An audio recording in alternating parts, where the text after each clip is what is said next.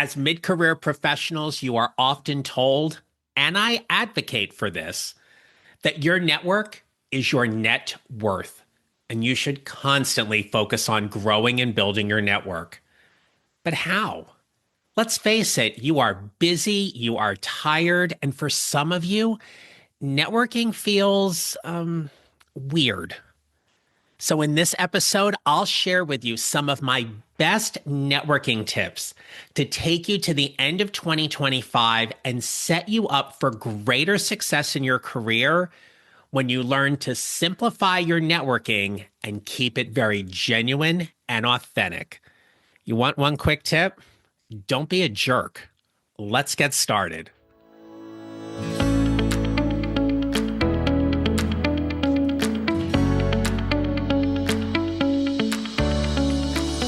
Hello, my friends. This is the Mid-Career GPS podcast, and I'm your host, John Neral. I help mid-career professionals like you find a career they love or love the one they have using my proven four-step formula. Networking is a huge component in building a job search strategy. But if you are frustrated with what you are doing and feel like it is not working, I've got something to help you. I've created a brand new free guide along with a 20-minute video training called Why Your Mid-Career Job Search Isn't Working, the four-step framework to build a smarter, faster, and more confident career move. And recently, one of the people who got this guide and reviewed it for me, his name is Mark, he posted this and I shared it on my website. He wrote, quote, "If you've been tirelessly on the job hunt for what feels like an eternity and are starting to feel truly burnt out or discouraged, I truly believe John Neral's program, Why Your Mid-Career Job Search Isn't Working, the four-step framework to build a smarter, faster, and more confident career move, is the game changer you've been waiting for. It's clear he deeply understands the feeling of being stuck." And Mark, I thank you for that because I know through many times in my career, that feeling of stuck can get very overwhelming. And when you're trying to make a move and you're trying to branch out and improve your career and improve your professional trajectory, feeling stuck is never a good thing.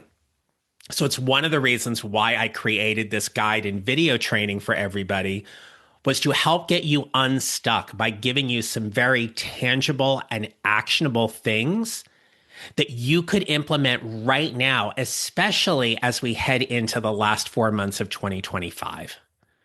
Okay?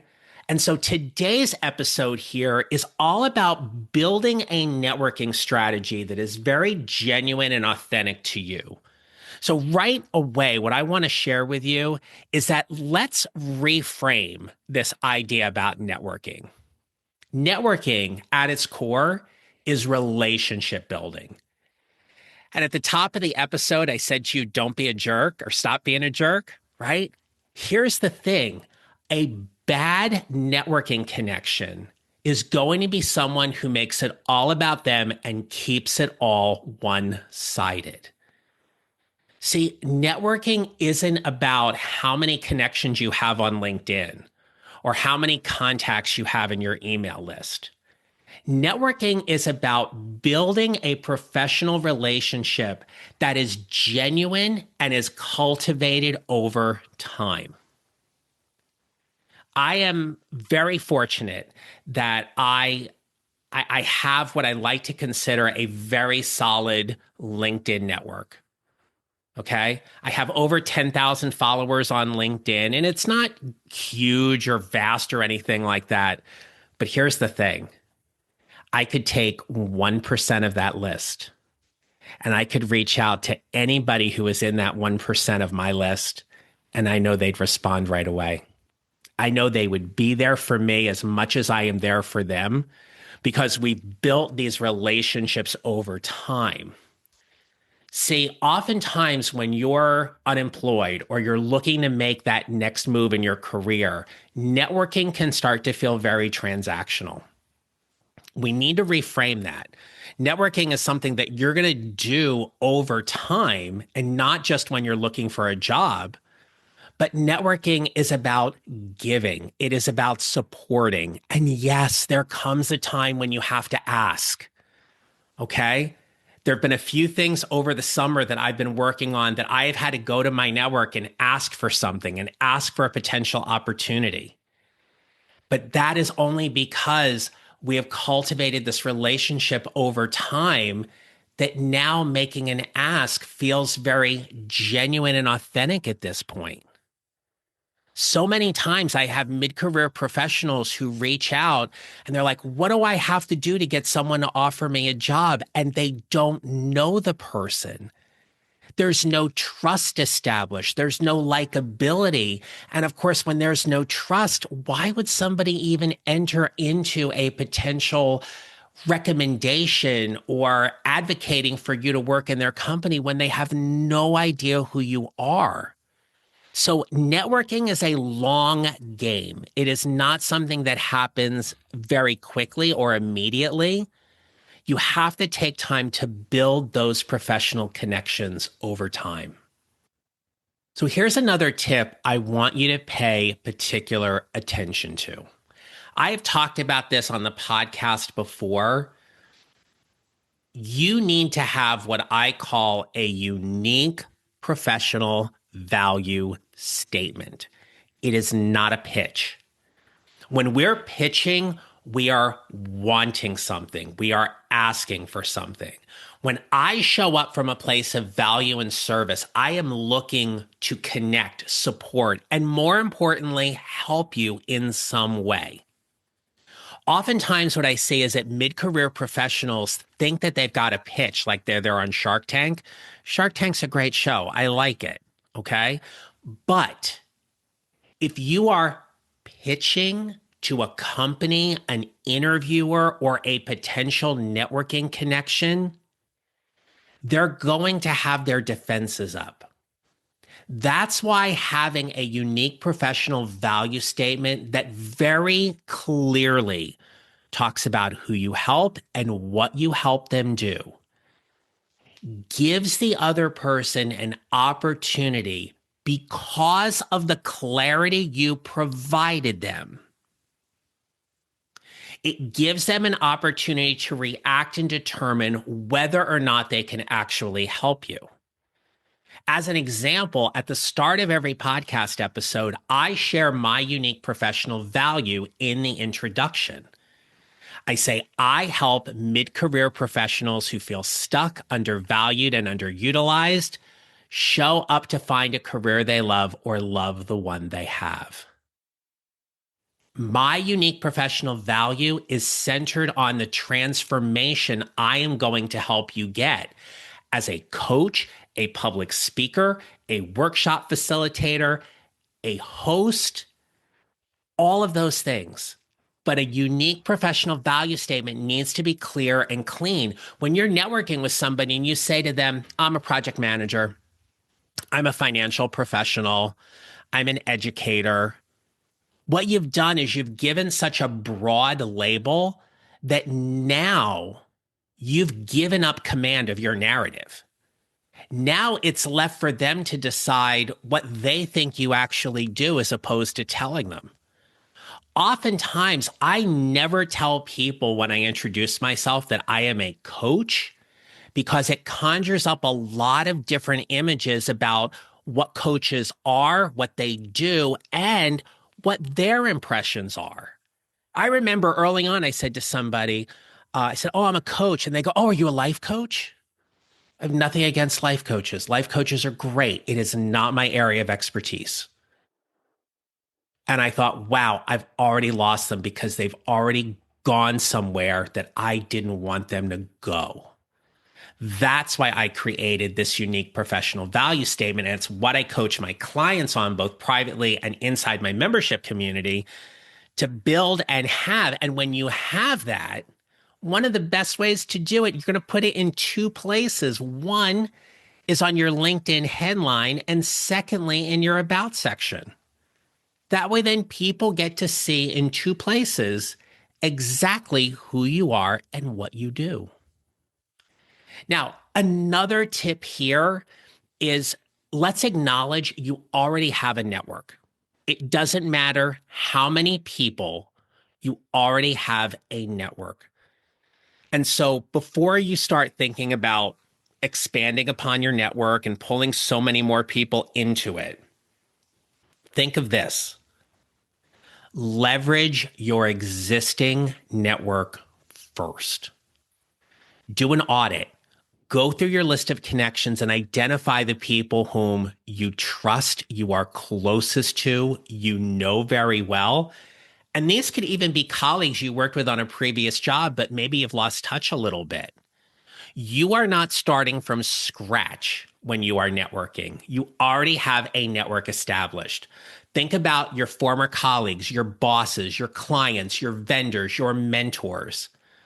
Oftentimes, what I see is mid-career professionals underestimate the depth and breadth of their network, and they often overlook reaching out to their existing contacts. There's a reason why you two are connected. Find a way to leverage that. Okay. Now, if you're looking to pull people into your network, you want to maybe connect with people within a certain organization or a certain industry. Do not ask for a job immediately. You want to turn somebody off right away? That's the way to do it.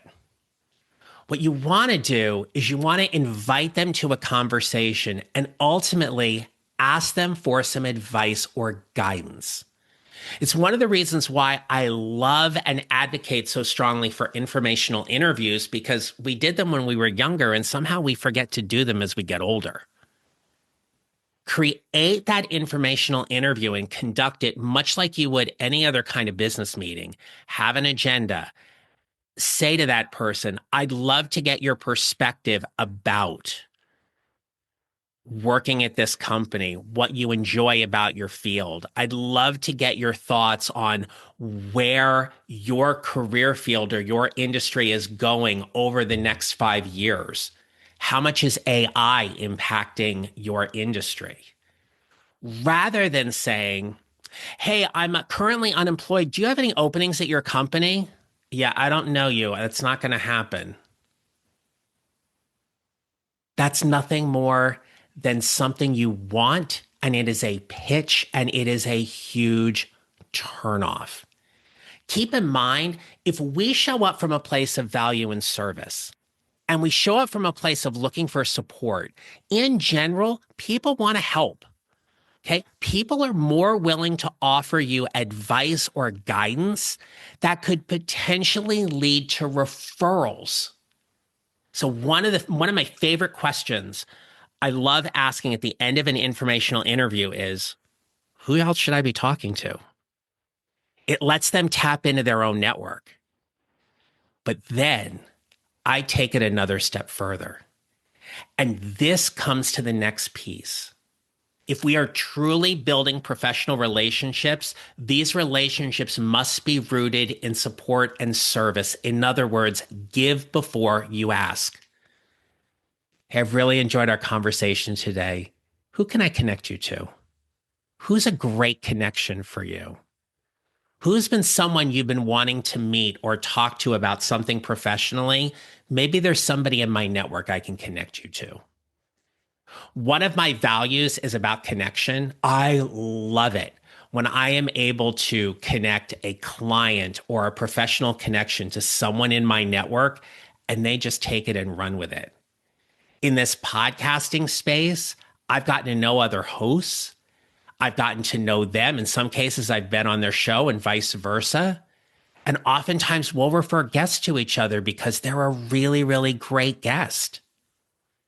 I will share with you at one point, I had somebody reach out to me to be a guest on the show, and they were not a great fit. There was some things about them and their story and their background that really wouldn't make them a great guest for this show. But I knew somebody who it would. And I reached out to them and I offered to make an introduction. And the potential guest was very flattered. My colleague, who is a podcast host, She was thrilled because she didn't have to go find somebody. She knew she was getting a potential recommendation here. The three of them hit it off. Okay. It was a couple and then the host. The three of them hit it off. It was great. But that's because of the power of networking. And so, as we start to wrap up this episode, what I want you to remember is this. When you think about building your networking strategy, you are building a networking strategy that is rooted in how you choose to network. The rules that you play by are the ones that feel right for you. The way you conduct a networking conversation, the way you show up for it, the questions you ask, when you ask for certain things or when you don't, that is authentic to you because that is what feels right. It is about networking with greater intention. So, whether it is a virtual chat, a phone call, a face-to-face meeting, it's a coffee conversation, it's a lunch or dinner conversation, you go to a networking event with 100 people at it, whatever it is, my wish for you is that you build a networking strategy with greater intention. Networking is not something you do because you need something. Networking is something you do because you value your career. You value the connections and the relationships that you build because you are going to give and you are going to get back far more than you've given. That's the power of building a network that you are proud of. It's why we play the long game when we network. Now, I'll leave you with this bonus tip, and that's this. Do not just be on LinkedIn. Use LinkedIn. So oftentimes people will reach out and they'll ask me, how much should I be posting on LinkedIn? And if they're a job seeker, what I often tell them is don't post. You will get far better traction by being somebody who uses LinkedIn to thoughtfully comment on other people's connections. And I've done several episodes here around LinkedIn. And very simply, you just go to any search engine and just type in the Mid-Career GPS podcast LinkedIn, and you'll get a handful of episodes very easily will pop up. And when you learn to use LinkedIn in a way that serves you and suits you, what happens is that you're giving value to other people's posts or adding to people's comments and things. The last report I read said that only 4% of users on LinkedIn actively post on a regular basis. 4%. That means 96% of people are out there. They're either on the platform or not. But if they are on the platform, they're doing more reading, reacting. And if you really want to stand out and be a great networking connection on LinkedIn, comment and engage. And when you comment, engage thoughtfully with a question, something that will keep the conversation going. Don't just say, hey, great post. It adds no value. It just doesn't. Okay. So keep that in mind. Figure out a way to use LinkedIn very intentionally. Now, if you want some more support with this, if you want some help, there are two things I can tell you about. So one, oftentimes people feel like they can't play full out on LinkedIn because they don't like the way their profile is. Currently, right now, I offer a LinkedIn profile audit. What happens is you fill out a form. I go through that form. I turn on the video. I go through and audit your LinkedIn profile and give you suggestions on how to optimize it. It is something you do yourself. You take my feedback and incorporate it or not. It is a $50 audit. So if you want clarity in terms of what you should do and how you should do it, the LinkedIn audit can be a great opportunity for you. And you can find that at johnneral.com/resources. But if you want more help in terms of building your networking skills, figuring out the best way to approach a potential networking conversation, or how to do some very targeted outreach, be it in your job search, your leadership journey, or even just expand on your own professional development, the place for you to do that is inside of my membership community. It is the Mid-Career GPS membership community. You can find it on my website, johnneral.com/membership. And you can come in for $97 a month or $970 for the year at the time of this recording. You can come in and be a part of a community with like-minded people and professionals who, like you, all care about advancing their career. They care about taking that next step.